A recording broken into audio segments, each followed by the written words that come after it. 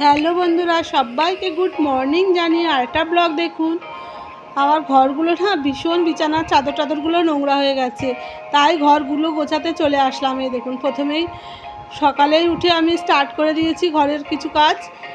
প্রথমেই জানলাগুলো খুলে দিলাম, পর্দাগুলো সরিয়ে দিলাম, দিয়ে এবারে বিছানার চাদরগুলো পাল্টাবো। বিছানার চাদর বেশ সপ্তাহে অন্তত পাল্টাতে হয়, সপ্তাহে দুদিন তো আমি পাল্টাই, নাহলে শোয়া যায় না ঠিকঠাক মতন। যা গরম পড়েছে, গরমে ঘেমে যাচ্ছে, আর এমনিতেও বেশি দিন হয়ে গেলে না শোয়াও যায় না। ওই জন্য তাড়াতাড়ি করে আমি বিছানার চাদরগুলো সব পাল্টে ফেলছি, সব ধুয়ে দেবো এগুলো। আর একটা সংসারকে সুন্দর করে রাখতে একটা মেয়েরাই পারে। আমরা যেভাবে গোছাই ছেলেরা কিন্তু পারে না সেইভাবে গোছাতে। সংসার সুখের হয় রমণীর গুণে, কথাটা সত্যিই বলছি, একদম সঠিক।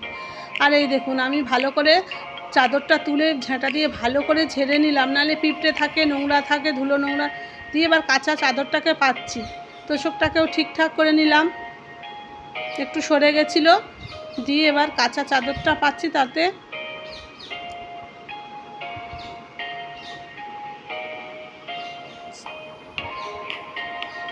এই দেখুন কি সুন্দর হয়ে গেল পাতা।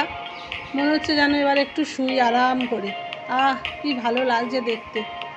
সুন্দর করে টান টান করে চাদরটা পাতা হয়ে গেল। এবার বালিশের ওয়ারগুলোও পাল্টে দিচ্ছি। বেশ কিছুদিন হয়ে গেলে না আর ভালো লাগে না, মনে হয় যেন অন্তত সপ্তাহে করে আমি চাদর, বিছানার ওয়ার, বালিশের ওয়ার, বিছানার চাদর সবই পাল্টে দিই।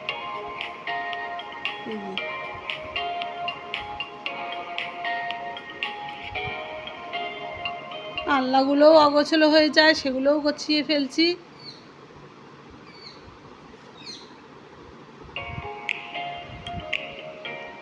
আর এইগুলোও যা ধুলো পড়ে যায় না, ড্রেসিং টেবিলগুলো, শোকেসগুলো, কাঁচগুলোও মুছে ফেলি, একটু ক্লিনজার দিয়ে মুছি না, তাহলে ভালো সুন্দর চকচক করে।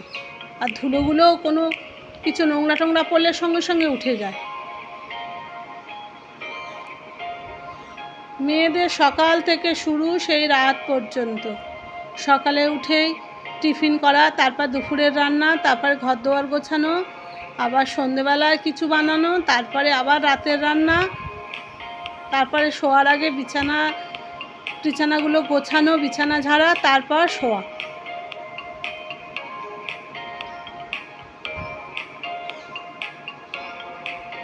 কিন্তু ঘর দোয়ার যত সুন্দর গুছিয়ে রাখবে না, দেখতেও সুন্দর লাগে, মনটাও ভালো লাগে। আমার তো একটু নোংরা হয়ে গেলেই মনের ভিতরে কেমন লাগে, ওই জন্য সবসময় গোছাতেই থাকি। সমস্ত ধুলো টুলো সব মুছে ফেললাম। টাটা, সবাই ভালো থাকবেন।